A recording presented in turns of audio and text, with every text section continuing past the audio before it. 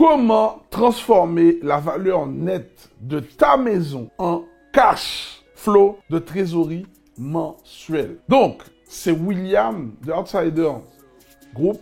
Je suis entrepreneur et investisseur en immobilier depuis plus de 13 ans aujourd'hui. J'ai commencé au début avec très peu de moyens, mais avec force et surtout longévité, j'ai pu réussir à me constituer un empire immobilier et surtout, j'ai développé des entreprises autour du domaine de la création de richesses, de l'investissement immobilier et du mindset. Aujourd'hui, je crée cette chaîne YouTube justement pour te partager, toi qui es de la Caraïbe comme moi, toutes ces compétences qui vont te permettre de toi aller pouvoir augmenter tes ressources financières, augmenter ton pouvoir d'achat afin de mettre en place des véhicules qui vont permettre de regagner ton pouvoir d'achat. Ok? On est dans un contexte de vie chère. Moi, c'est ma façon à moi de redonner et je vous dis que ça marche. Donc, ici, tu l'entends, si tu es propriétaire de ta résidence principale qui est déjà payée ou même qui est en cours de paiement, si tu as déjà acheté un appartement ou même si tu ne l'as pas fait, cette vidéo va te permettre de comprendre en quoi l'immobilier, c'est quelque chose de très puissant et pas qu'aujourd'hui, et ça depuis des décennies. Ok? Donc, la première chose déjà qu'on va adapter, on va voir dans cette vidéo-là pour que tu puisses bien comprendre, c'est quoi la valeur nette d'une maison? C'est quoi cette définition? La valeur nette de ta maison, c'est la plus-value. C'est quoi la plus-value? Ben, en fait, c'est le prix du crédit que tu as eu sur ta maison et la valeur que ta maison a aujourd'hui. Et bien en fait, la différence, ça sera la valeur nette de ta maison. Exemple, tu as acheté une maison, tu as un crédit de 300 000 euros, ok? Ta maison, aujourd'hui, le marché évolué, il a monté, ta maison vaut 700 000 euros. Eh bien, la valeur nette de ta maison, c'est la différence entre ton crédit et la valeur nette de la maison. Et c'est ça, en fait, ta valeur nette. Maintenant, comment faire pour utiliser cette valeur nette-là pour que ça puisse te permettre d'avoir des lignes de trésorerie mensuelles? Eh bien, je vais t'expliquer ce fameux mécanisme. Il en existe plusieurs. Le premier, c'est si tu as ta maison vierge de toute dette, c'est aller voir ta banque pendant que tu es encore en activité. Donc, n'attends pas le dernier moment pour le faire, ok? Plus tôt tu le fais, mieux c'est, parce que les banques, ce sont des gestionnaires de risque. Et qu'est-ce qu'elles font? Elles vont regarder ta capacité, toi, à rembourser s'il y a un problème sur le crédit, même si tu as une maison qui est vierge de dette, ok? Et ça va conditionner, en fait, le pourcentage de la somme qu'ils vont pouvoir t'affecter en crédit. J'explique. Tu as acheté une maison, 150 000 euros à l'époque. Aujourd'hui, ta maison vaut 300 000, ok? Tu n'as pas de crédit dessus, tu vas voir ta banque, ils vont t'accorder un prêt hypothécaire. Elle va te prêter entre 60 et 80% des 300 000 que vaut la maison aujourd'hui. Pourquoi cette différence entre les 60 et les 80%? Tout va dépendre de ton niveau de risque. Le niveau de risque, il est comptabilisé comment? Ton âge, tes ressources financières, ta capacité à rembourser. C'est comme ça que la banque fait son étude de risque. Ok?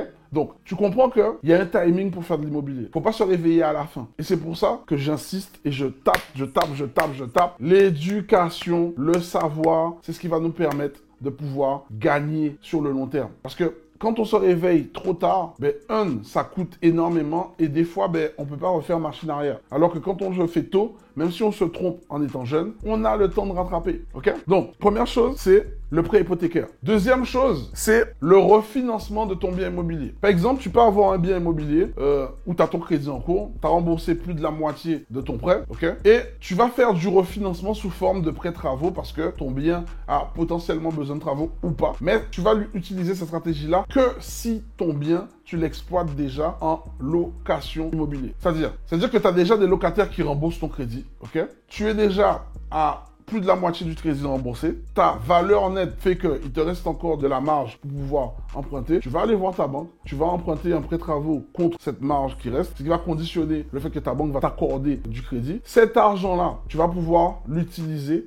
pour partir sur un autre projet. Ok? Donc, c'est de la liquidité que tu vas sortir sous forme de prêt travaux. Et enfin, la deuxième façon d'aller récupérer cette plus-value-là, c'est lorsque tu vas vendre ton bien immobilier par rapport au prix que tu l'as acheté à un certain prix. Il a augmenté de valeur. Tu l'as vendu, tu n'as plus de crédit. La différence entre la plus-value et ce que tu as remboursé, c'est pour toi. Tu as ta plus-value dans les mains. Maintenant, je t'ai expliqué comment faire pour sortir cette valeur nette-là dans ta main, ok? Sur les 3 solutions. Je rappelle, on a parlé du prêt hypothécaire, on a parlé de la stratégie avec le prêt travaux et on a parlé de la 3e stratégie avec la vente du bien immobilier en lui-même. Maintenant, l'idée, ce n'est pas d'utiliser cet argent-là directement pour acheter un autre projet. Non, sinon tu vas brûler cette avance que tu as gagnée en termes de capacité financière. Ici, ton but, c'est de pouvoir utiliser une partie de cet argent-là pour faire de l'apport en vue que la banque te repasse de l'argent pour pouvoir acheter un autre projet immobilier. Et ce projet immobilier-là va te permettre encore d'aller créer des multiples sources de revenus. Et c'est là, en fait, que tu as transformé ta plus-value en cash flow mensuel. Ça, c'est une première partie, ok? Deuxième stratégie possible, ta plus-value que tu as gagnée, tu peux utiliser sur une assurance vie qui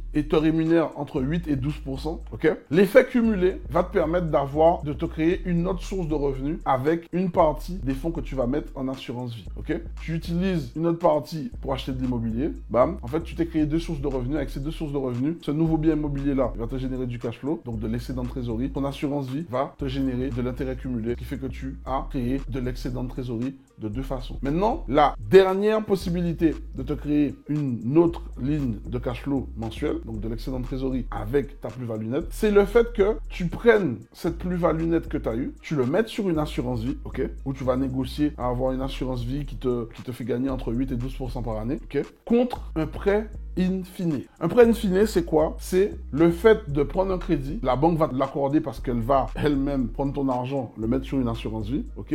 Elle va t'ouvrir un crédit peut-être de 200, 300 en fonction de ce que tu auras déposé en assurance vie. En tout cas, c'est équivalent au montant que tu as déposé sur l'assurance vie. Et ce prêt-là, elle va te le donner sur 25 ans. C'est de la négociation que vous allez avoir tous les deux. Sauf que tu n'auras pas à rembourser le crédit pendant la durée du prêt, mais tu vas le rembourser uniquement à la fin, c'est-à-dire la 25e année, tu vas devoir tout rembourser d'un coup. Eh bien, lorsque tu as un prêt comme ça te permet de pouvoir utiliser cet argent-là sur plusieurs projets où tu vas apporter de l'apport, ok, pour en vue de lever encore du financement pour générer complément de revenus afin que tu puisses te préparer à rembourser l'argent qu'ils t'auront donné en prêt in fine là lors des 25 ans, ok. Ça demande d'avoir un niveau d'expertise pour pouvoir utiliser ce type de stratégie parce que là encore, on parle déjà, pour l'avoir, ce type de montant, ça demande vraiment d'avoir un cash conséquent que la banque va prendre et va le mettre en assurance vie en vue de te passer cet argent-là pour faire un prêt in fine. Maintenant, ça fait peur comme ça, mais lorsque tu as vraiment bien développé ton éducation financière et que tu as développé tes compétences en termes d'investissement immobilier et d'entrepreneuriat, je peux t'assurer que l'opportunité que tu vas avoir